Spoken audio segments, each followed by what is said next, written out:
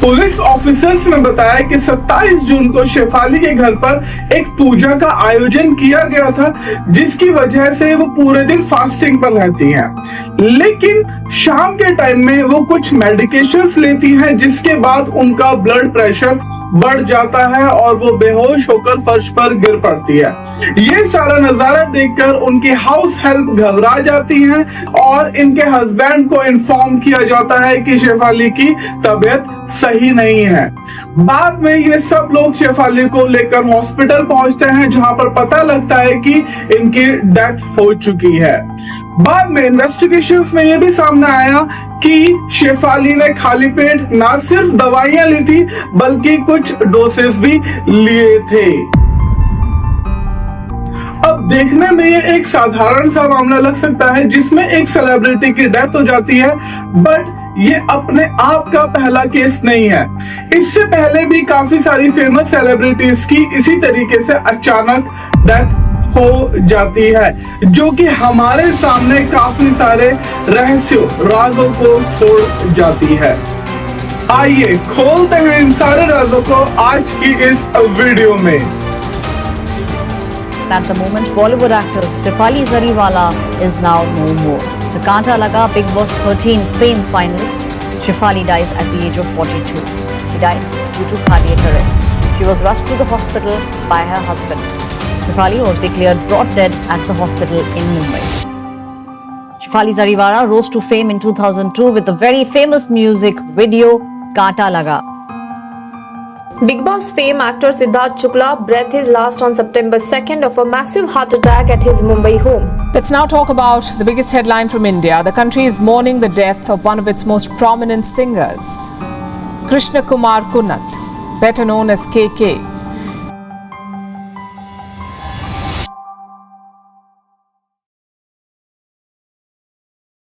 हाल ही के सालों में ऐसा पहला मामला हमें सिद्धार्थ शुक्ला के रूप में देखने को मिलता है, जो कि बिग बॉस 13 के विनर भी रहे हैं, एक हेल्दी लाइफस्टाइल को अचीव करते थे और हम लोगों के बीच में काफी ज्यादा मशहूर थे। लेकिन एक दिन हमें न्यूज मिलती है कि 40 साल की उम्र में इनका भी देहांत हो जाता है। इसके बाद पुनीत राजकुमार, जो कि कन्नड़ा सुपरस्टार हैं, जो कि एक जिम रूटीन को फॉलो भी करते हैं, इनकी भी अचानक डेथ हो जाती है 46 की एज में।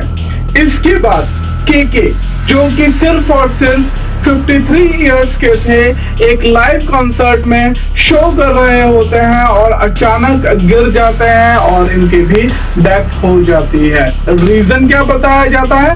Cardiac arrest. इसके बाद हमारे सामने सतीश कौशिक, राजू श्रीवास्तव जैसे कई सारे मामले हमारे सामने आते हैं, जिसमें हम लोग देखते हैं कि अचानक कार्डियक अरेस्ट की वजह से इन सभी सेलिब्रिटीज की डेथ हो जाती है। और ये सिर्फ इंडिया का ही मामला नहीं है, इंटरनेशनल लेवल पर भी अगर हम देखें तो ये साइट हमें दिखाती है कि काफी सारे सेलिब्रिटीज की इसी तरीके से मौत हो जाती है। बट ये हाल इन सेलिब्रिटीज का ही नहीं है, आम लोगों में भी कार्डियक अरेस्ट के मामले बढ़ते जा रहे हैं, स्पेशली कोविड-19 के बाद से। एक न्यूज आर्टिकल की माने तो कर्नाटका में कोविड-19 के बाद से 5% केसेस इंक्रीज हुए हैं। लेकिन अगर हम दिल्ली एम्स की बात करें तो इनका मानना है कि there is no direct link between कोविड-19 and the recent surge of heart attack. कोविड-19 के बारे में ये तो सब जानते हैं कि ये वायरस आपके लंग्स को इफेक्ट करता है, लेकिन रिसेंट स्टडी से पता लगा है कि इसका इम्पैक्ट आपके हार्ट पर भी देखा जा सकता है। कोविड के सीवियर केसेस में बॉडी में इंटेंस इन्फ्लेमेशन होती है, ये स्वेलिंग टाइप रिएक्शन पूरे शरीर में फैल जाता है। इस वजह से हार्ट अटैक और स्ट्रोक का रिस्क बढ़ता जाता है। लेकिन बड़ा सवाल था, क्या SARS-CoV-2 वायरस डायरेक्टली आर्टरीज या ब्लड वेसल्स को इन्फेक्ट करता है? इन सभी सवालों का जवाब ढूंढने के लिए New York university school of medicine जिसमें एक रिसर्च हुई जिसकी funding national institute of health USA ने की। इस रिसर्च में इन्होंने 8 लोगों के कोरोनरी आर्टरी टिश्यू को एनालिसिस किया जिनकी डेथ मई 2020 से लेकर मई 2021 के बीच में हुई थी। तो आखिरकार इस रिसर्च में उन्हें क्या मिला? इन्हें मिला हर पेशेंट के कोरोनरी आर्टरी टिश्यू में वायरस का आरएनए, आर्टरी के वॉल्स में वायरस का प्रेजेंस ज्यादा था as compare to surrounding fat. ये वायरस उन सेल्स में मिला जिनका नाम है मैक्रोफेगस। ये इम्यून सिस्टम के सेल्स होते हैं जो बैक्टीरिया और वायरस को क्लीन करते हैं। लेकिन हमें ट्विस्ट यहाँ पर देखने को मिलता है कि जब मैक्रोफेगस जब कोलेस्ट्रॉल को एब्जॉर्ब कर लेता है तो ये फॉर्म सेल्स बन जाते हैं। ये फॉर्म सेल्स आर्टरी में प्लेक बनाते हैं जो एथेरोस्क्लेरोसिस के साइंस होते हैं, एक ऐसी कंडीशन जिसमें आर्टरीज ब्लॉक हो जाती हैं। एक और टेस्टिंग में पता लगा कि फॉर्म सेल्स वायरस से ज्यादा इन्फेक्टेड हुए एज कंपेयर टू मैक्रोफेगस। वही वायरस का एंट्री पॉइंट था एक प्रोटीन जिसका नाम था न्यूरोप्लिन। जब वायरस को न्यूरोप्लिन से बाइंड होने से रोका गया तो इन्फेक्शन भी कम हो गया। यानी वायरस मैक्रोफेगस और फॉर्म सेल्स को टारगेट करता है जिससे इन्फ्लेमेशन होता है और हार्ट अटैक का रिस्क और बढ़ता चला जाता है। यह भी नोटिस किया गया कि इन्फेक्टेड सेल्स ने ऐसे केमिकल्स रिलीज किए जो हार्ट अटैक और स्ट्रोक में रोल प्ले करते हैं। तो इसका मतलब क्या है? ये रिसर्च स्ट्रांगली सजेस्ट करती है कि SARS-CoV-2 आर्टरी के टिश्यूज को इन्फेक्ट करता है, स्पेशली उन लोगों में जिनको पहले से हार्ट इश्यूज रहे हो या फिर उनके फैमिली में कुछ ऐसा रहा हो। ये वायरस प्लेग को अनस्टेबल बनाता है जिससे हार्ट अटैक या स्ट्रोक का रिस्क ट्रिगर हो जाता है। इस रिसर्च के अनुसार ये वायरस इम्यून सेल्स में छुपकर जिंदा रह सकता है और ये शायद लॉन्ग कोविड का एक मेजर रीजन हो सकता है। तो क्या पोस्ट कोविड कॉम्प्लिकेशंस ने ही शेफाली की जान ली? शायद नहीं। उनकी मौत की वजहों में से एक वजह एंटी एजिंग ट्रीटमेंट को बताया जा रहा है। खाली पेट इंजेक्शंस लेना, मेडिकेशंस लेना, पूरे दिन फास्टिंग पर रहना और इस एंटी एजिंग ट्रीटमेंट को लेना, ये सब हमें बताता है कि उनकी मौत के पीछे कोविड-19 से ज्यादा एंटी एजिंग ट्रीटमेंट का हाथ है। अब एंटी एजिंग इंडस्ट्री की ही अगर हम बात करें तो इंडिया में काफी बड़ी इंडस्ट्री है जिसका मार्केट अगर हम 2024 की बात करें तो इसका ग्लोबल मार्केट $75.7 बिलियन तक पहुंच गया था। और इंडिया में भी एक क्रिप्टो लाइक बूम हमें देखने को मिला। ये सेफ्टी नहीं, ऑब्सेशन सेल करते हैं। क्रीम्स, इंजेक्शन, ड्रिप्स, डाइट्स सब यूथ को कोमोडिफाई करने के लिए, जहां एज को एक वीकनेस की तरह शो किया जाता है और ये सोसाइटल प्रेशर आपके ऊपर इतना हावी हो जाता है कि आपको लगने लगता है कि अगर मैं जवान नहीं रहा तो कहीं मुझे सोसाइटी नेग्लेक्ट ना करने लगे, ना मुझे ऑफर्स मिले। हो सकता है कि बॉलीवुड में मुझे सारे के सारे भूल जाए। और इन्हीं वजहों ने शेफाली को भी मजबूर किया इस तरीके का ट्रीटमेंट लेने के लिए। तो आखिर होता क्या है anti ageing treatment? Anti ageing treatment की अगर हम बात करें तो ये ऐसे ड्रग्स और केमिकल्स का कॉम्बिनेशन होते हैं जो एजिंग को स्लो कर देते हैं या फिर दावा करते हैं स्लो होने का। इनमें से कुछ कॉमन नेम्स हैं क्वर्सेटिन, कर्क्यूमाइन, निकोटाइनामाइड राइबोसाइड और निकोटाइनामाइड मोनोन्यूक्लियोटाइड।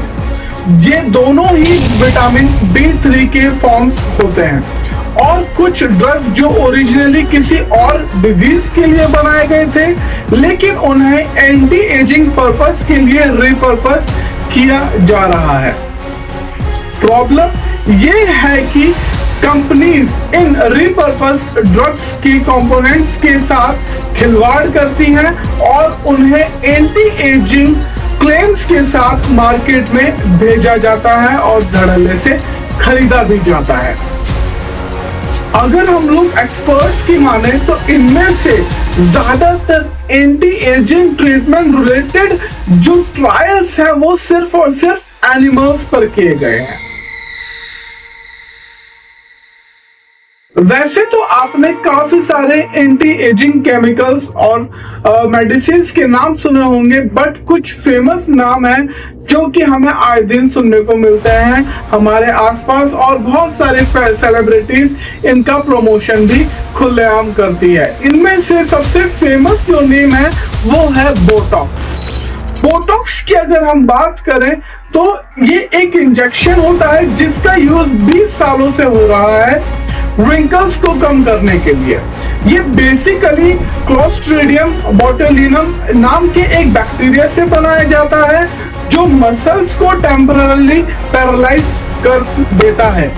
नॉर्मल सर्कमस्टेंस में बोटॉक्स सेफ माना जाता है, लेकिन सिर्फ जब रजिस्टर्ड डर्मेटोलॉजिस्ट इसको हैंडल करें या फिर ट्रेन डॉक्टर्स इसको हैंडल करें। लेकिन अगर इसको कोई नौसिखिया या फिर जिसके पास इस तरीके की कोई डिग्री नहीं है वो अगर इनको हैंडल करेंगे तो बहुत सारे हमें कॉम्प्लिकेशंस देखने को मिलते हैं। ऐसा ही एक और जाना माना नाम आपने ग्लूटाथियोन का भी सुना होगा। ये बेसिकली एक एंटीऑक्सीडेंट है जिसको लोग गोरा होने के लिए यूज करते हैं।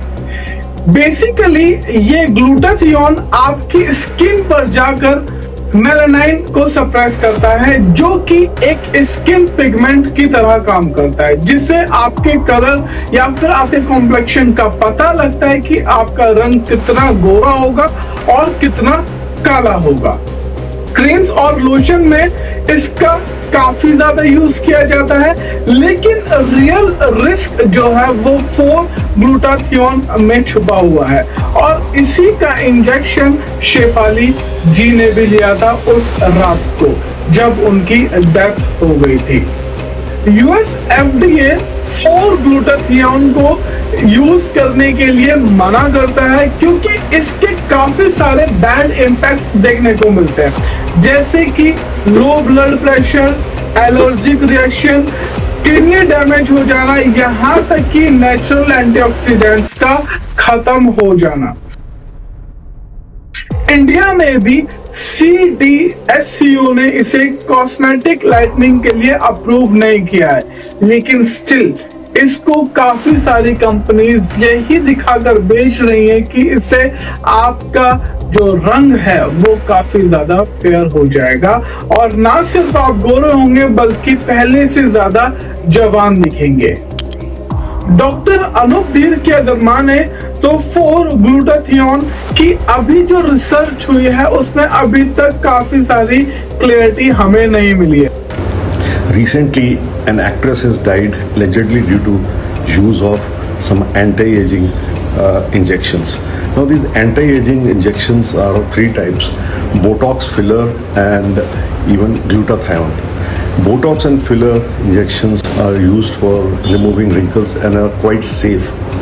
But the problem with the intravenous glutathione injections is that they are not FDA approved for skin whitening, for which they are very commonly used all over. And this is an off-label application, and it can seriously reduce the blood pressure, cause hypotension and even cardiac arrest. And this is probably which may have occurred, though we do not know the facts. But still, I mean, these injections should be avoided because they are not FDA approved for skin lightening. Thank you very much. इसके usage का worst part ये है कि अगर आप dosage को controlled way में नहीं लेंगे तो ये आपको काफी ज्यादा नुकसान पहुंचा सकता है और यहाँ तक कि आपकी जान भी ले सकता है। और ऐसा ही कुछ शेफाली के केस में भी हुआ।